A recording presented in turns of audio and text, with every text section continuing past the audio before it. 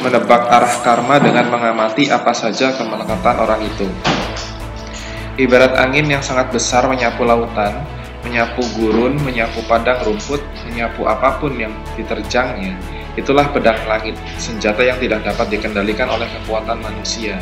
Namun, pedang langit masih bisa kita manfaatkan, ibarat pelaut yang memanfaatkan angin untuk menambah kecepatan kapalnya. Ibarat teknokrat yang memanfaatkan angin untuk menggerakkan kincir angin pembangkit listrik. Pedang langit berbicara tentang karma.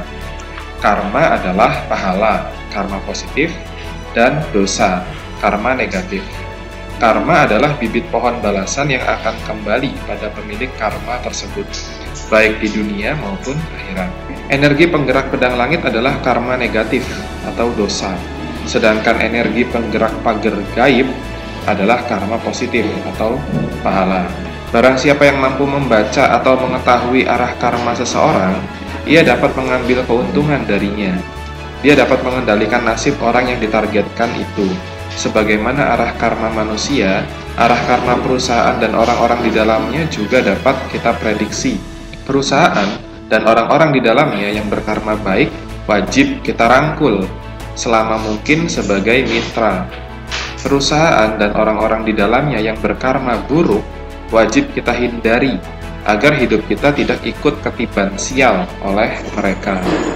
Arah karma seseorang dapat terlihat dari kemelekatan yang ada pada dirinya. Semakin banyak kemelekatan negatif seperti terbaca aneka keinginannya, ambisi, dan nafsu negatif, suka kabur dari masalah dengan cara menghindar layaknya pengecut, punya utang tapi nggak pernah ada niat membayarnya, dan seiring waktu utangnya makin menggunung, takut kehilangan hal-hal yang sebenarnya bukan menjadi miliknya atau haknya. Artinya semakin banyak karma buruk yang ia tabung, dan sewaktu-waktu buah karmanya bisa meledak menghancurkan hidup orang itu. Kemelekatan negatif hanya berguna untuk dirinya sendiri, menurut perasaannya sendiri, namun faktanya justru menjadi petaka untuk dirinya dan orang-orang di sekitarnya. Kemelekatan negatif hanya bikin susah diri sendiri dan orang-orang, bikin panas hati, sedih, labil emosi, dan kontraproduktif. Sebaliknya, kemelekatan positif dalam diri kita, ciri-cirinya, kita menjadi pribadi yang sangat berguna untuk banyak orang. Banyak orang mensyukuri keberadaan kita, dan faktanya memang betul-betul kita ini bermanfaat kehadirannya untuk mereka semua. Hal ini dibuktikan dengan hasil dan dampak positif dari segala sepak terjang kita yang dirasakan oleh banyak orang.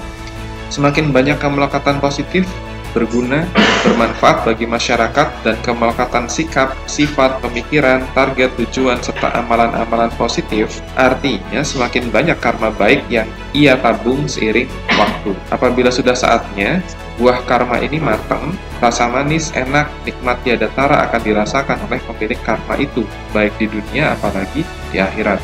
Secara umum, manusia rela melepaskan kemerdekaannya untuk ditukar dengan kepastian masa depan, jaminan hidup layak. Apakah ini salah? Sama sekali tidak. Bahkan sang raja pun sukarela menukarkan kemerdekaannya demi mendapat upeti, hidup nyaman di istana, dapat penghormatan rakyat. Sebagai balasannya, raja akan menunjukkan jalan kemakmuran dan keadilan bagi seluruh rakyatnya. Rakyat pun demikian. Mereka sukarela menukarkan kemerdekaannya dengan jaminan masa depan dari sang raja. Pegawai bersedia menukarkan kemerdekaannya, melekat di tugas, tanggung jawab, dan target-target kerjanya dengan jaminan mendapat gaji yang layak, kehidupan bahagia, dan pertolongan saat membutuhkan. Semua orang di dunia ini pasti melekat, saling terikat. Gak ada yang namanya kebebasan total di dunia ini. Mau tidak mau, terima nggak terima, inilah kenyataannya. Yang bisa kita lakukan adalah dengan sadar memilih, ingin memilih kemelekatan buruk atau memilih kemelekatan baik. Kemelekatan yang baik adalah kemelekatan yang take and give-nya jelas, sepadan, transparan, mufakat, dan memang demikianlah wujud timbal balik keadilan yang umum berlaku di dunia ini.